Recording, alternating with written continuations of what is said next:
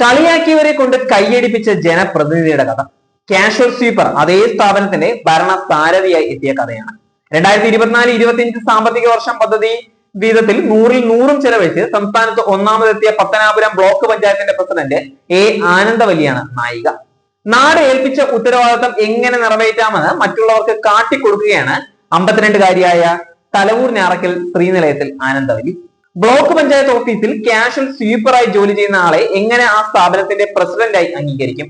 തങ്ങൾക്ക് താഴെ ജോലി ചെയ്ത ആളിനെ ഇനി പ്രസിഡന്റായി എങ്ങനെ കാണും? ഇതൊരു വല്ലാത്ത തീരുമാനമായി പോയി. ഇനി ഒന്നും നടക്കില്ല, ഇനി അങ്ങോട്ട് വന്നിട്ട് കാര്യമില്ല എന്നൊക്കെ പറഞ്ഞ് പലരും ബ്ലോക്ക് ഓഫീസിനുള്ളിൽ പോലും പുറത്തും കലിതുള്ളുകയായിരുന്നു. മത്സരിച്ചത് വെറുതെയായി പോയി എന്നും കമ്മിറ്റിക്ക് വരേണ്ടതില്ല എന്നും പറഞ്ഞ ജനപ്രതിനിധികളുമുണ്ട്. എന്നാൽ അവസരം വന്നപ്പോൾ ബ്ലോക്ക് പഞ്ചായത്ത് പ്രസിഡന്റ് സ്ഥാനത്തേക്ക് തലവൂർ ബ്ലോക്ക് ഡിവിഷനിൽ നിന്ന് വിജയിച്ച ആനന്ദവല്ലിയെ തീരുമാനിക്കുന്നത് CPM-ന് രണ്ടാമതൊന്നും ആലോചിക്കേണ്ടി വന്നില്ല. അങ്ങനെയാണ് 2020 ഡിസംബർ 21-ന് LDF പ്രതിനിധിയായി ആനന്ദവല്ലി പത്തനാപുരം ബ്ലോക്ക് പഞ്ചായത്ത് പ്രസിഡന്റ് ചുമതലയിൽ എത്തുന്നത്. പ്രസിഡന്റിന്റെ മുറിയിൽ വരാൻ വരെ ചില ജീവനക്കാർ മടിച്ചു എന്നുള്ളതാണ് യാഥാർത്ഥ്യം. പദ്ധതി നിർവ്വഹണത്തിന്റെ ഭാഗമായി പ്രസിഡന്റ് വിളിക്കുന്ന ആലോചനാ യോഗത്തിൽ പോലും പങ്കെടുക്കാൻ മടി കാണിച്ച ഉദ്യോഗസ്ഥരുണ്ട്.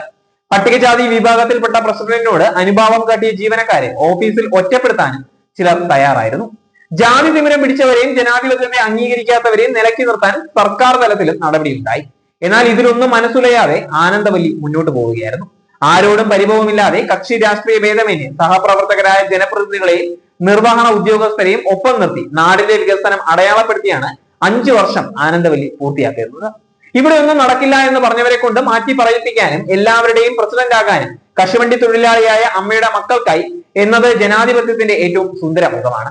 5 വർഷത്തിനുള്ളിൽ ആനന്ദവല്ലി മികച്ചൊരു ഭരണാധികാരിയാകും. അത് ജനങ്ങൾക്ക് കാട്ടിക്കൊടുക്കും. KB ഗണേഷ് കുമാറിന്റെ വാക്കുകൾ തലവൂരിലെ പ്രാഥമിക ആരോഗ്യ കേന്ദ്രത്തിന്റെ പുതിയ കെട്ടിടത്തിന്റെ കല്ലിടൽ ചടങ്ങിലായിരുന്നു അത്. തന്റെ അനുഭവം ആനന്ദവല്ലി പാർട്ടി നേതാക്കളോടും KB ഗണേഷ് കുമാറിനോടും പങ്കുവെക്കുമായിരുന്നു. അവരെല്ലാം നൽകിയ കരുത്തും ആത്മവിശ്വാസവും തനിക്ക് പ്രചോദനമായി എന്ന് ആനന്ദവല്ലി പറയുകയാണ്. തൃശൂർ ജില്ലയിലെ പരിശീലനവും ഏറെ സഹായിച്ചിട്ടുണ്ട്. മന്ത്രിയായിരുന്ന K രാധാകൃഷ്ണന്റെയും മന്ത്രി KN ബാലഗോപാലിന്റെയും പിന്തുണ എക്കാലവും തണലേകിയിട്ടുണ്ടായിരുന്നു. 24-25 സാമ്പത്തിക വർഷം 8.5 കോടി രൂപയായിരുന്നു പ്ലാൻ ഫണ്ട്. ഇതിൽ 100% ചെലവഴിക്കാൻ സാധിച്ചു. തനത് ഫണ്ടും പട്ടികജാതി പട്ടികവർഗ ഫണ്ടും പൂർണ്ണമായും ചെലവഴിച്ചു.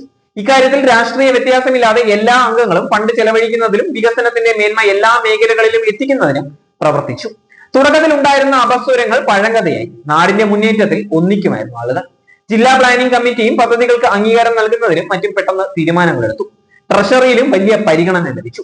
പദ്ധതി നിർവ്വഹണത്തിൽ വിവിധ സ്റ്റാൻഡിംഗ് കമ്മിറ്റി ചെയർമാൻമാരും ഉദ്യോഗസ്ഥരും ഉണർന്ന് പ്രവർത്തിച്ചു. അങ്ങനെയാണ് സംസ്ഥാനത്തെ ബ്ലോക്ക് പഞ്ചായത്തുകളിൽ പദ്ധതി നിർവ്വഹണത്തിൽ പത്തനാപുരം ഒന്നാമതെത്തിയത്. 2010-ലാണ് പത്തനാപുരം ബ്ലോക്ക് പഞ്ചായത്തിന്റെ കാഷ്വൽ സ്വീപ്പറായി ജോലിക്കെത്തുന്നത്. അതിനു മുമ്പ് തലവൂർ പഞ്ചായത്തിലായിരുന്നു ജോലി.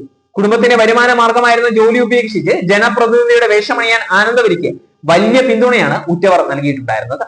ജോലിക്കിടയിലും സാമൂഹ്യ പ്രവർത്തനങ്ങളിൽ പങ്കെടുക്കാനും ആനന്ദവല്ലി സമയം കണ്ടെത്തിയിട്ടുണ്ടായിരുന്നു.